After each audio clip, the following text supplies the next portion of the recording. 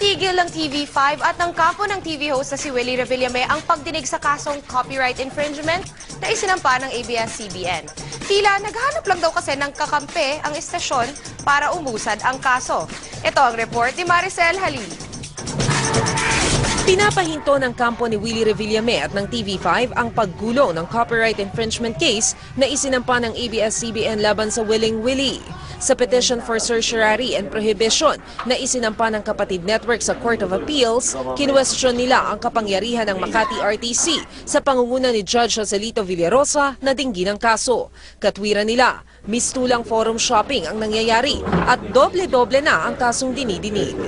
Medyo sobra na, no, dahil napaka-evident, it's so clear, so strong, so concrete na walang jurisdiction ng court na to. Pero banat ng ABS-CBN, delaying tactics lang ito ng kampo ni Willie. Napapansin namin na talagang pinapatagal ng mga abogado ng defendants yung paglilitis ng aming application for TRO. Natuloy pa rin ang pagdinig kanina sa Makati RTC. Sabi ni Judge Villarosa, dedesisyonan niya sa Huwebes kung mag-i-inhibit siya sa kaso o hindi. Pinagtalunan din ng dalawang panig ang ipinakitang video ng Wawawi at ng Willing Willie sa korte.